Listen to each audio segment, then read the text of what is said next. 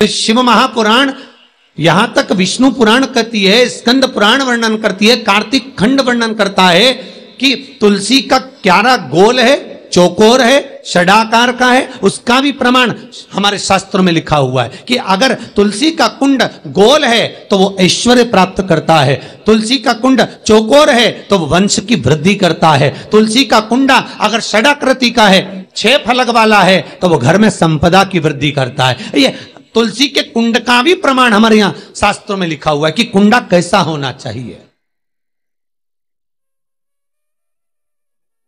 तुलसी के कुंड की आकृति कैसी होना चाहिए, तुलसी का कुंड होना कैसा चाहिए, उसका भी प्रमाण हमारे यहां स्कंद पुराण में लिखा हुआ है, विष्णु पुराण में लिखा हुआ है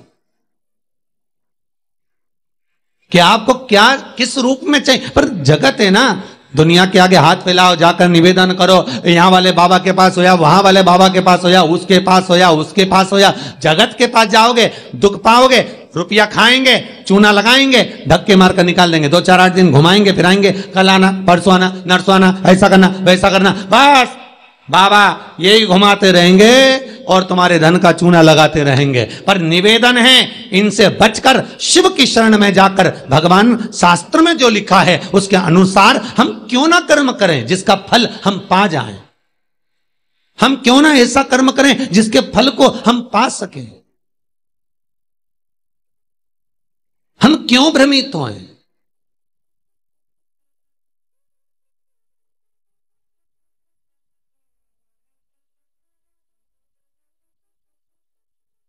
हमारे यहां तुलसी के कुंड का भी विधान है। गोल कुंडा है ऐश्वर्य देगा, चौकोर कुंडा है, आप लोग कई बार देखे होंगे किसी किसी के यहां चौकोर तुलसी का क्यारा होता है, कुंडा होता है, वो वंश बढ़ाता है। षडाकृति का है, वो धन देता है, संपदा देता है।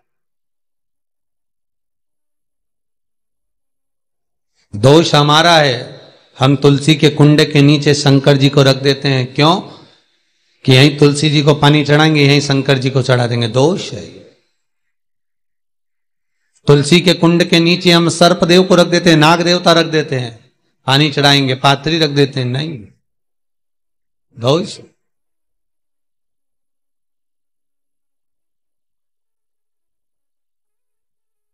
इसका दोष हम सबको, स्वयं अगर गलती करते हैं तो स्वयं को बोल।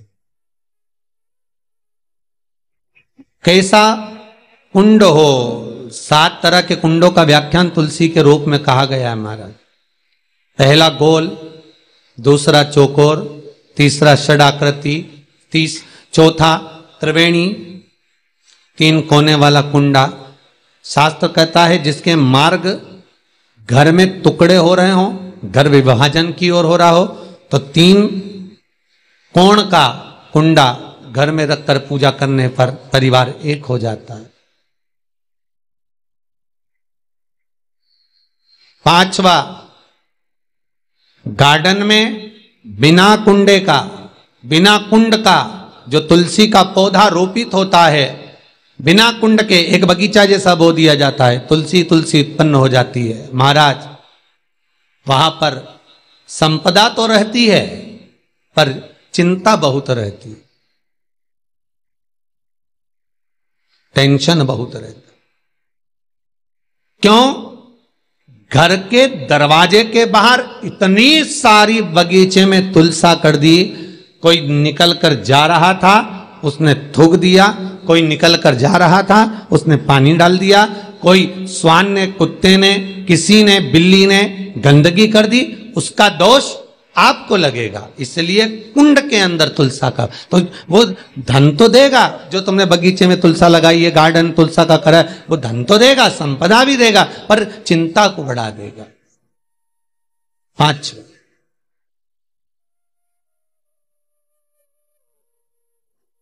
महाराज 6, तुलसी के कुंड को 3 धार पर लटका कर रखना। कई जगह पर आपने देखा होगा तुलसी का जो कुंडा होता है उसको 3 जो तार होते हैं, 3 जो चेन होती है, उस पे लटकाया जाता है। महाराज विष्णु पुराण उसका भी व्याख्यान करती है महाराज वहां व्यक्ति के कार्य उन्नति की सीढ़ी की ओर बढ़ जाते हैं।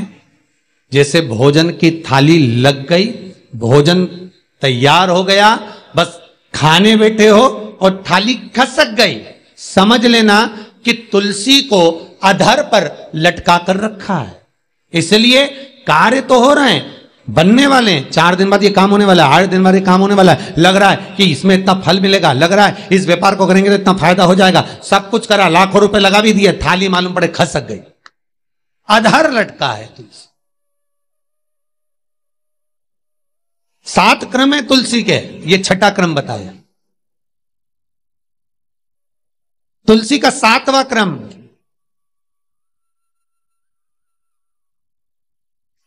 तुलसी का 7वां क्रम है महाराज, तुलसी का कुंडा जैसा घर के आंगन में है, तुलसी का कुंड जैसे घर के आंगन में विराज रहा है, ऐसा ही छोटा सा कुंड भगवान के लिए रोपित करें। प्रतिदिन भगवान की सेवा करते समय तुलसी का कुंड सम्मुख रखकर उसकी आराधना करना, फिर उस कुंड को वापिस बाहर ले जाकर रखना, फिर दूसरे दिन पूजन के समय पर कुंड को लाकर रखना। हम तो यहां तक कहते हैं, विष्णु पुराण गर्ग संहिता कल्याण का तुलसी अंग यहां तक वर्णन करता है कि आप पूरे साल ये नहीं कर सकते तो कम से कम कार्तिक के महीने में भगवान के सामने तुलसी का छोटा कुंड, चौकोर वाला, गोल नहीं, चौकोर कुंड लाकर भगवान के सामने रखकर छोटा सा कुंड का पूजन कर कर भगवान के साथ उस कुंड को वापस बाहर विराजमान करें, फिर कल लेकर आए, फिर विराजमान करें। आप पूरे साल नहीं कर सकते तो 1 महीना।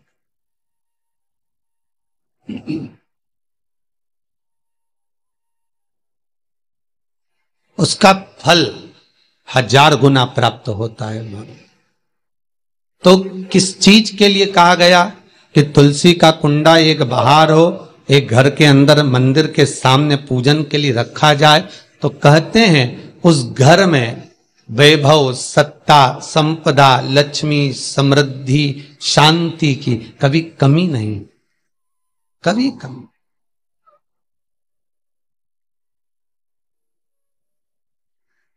प्राप्ति सुख की, आनंद की।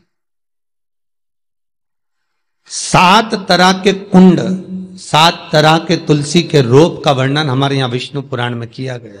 7। आप किस भाव से कर रहे हैं ये आपके ऊपर।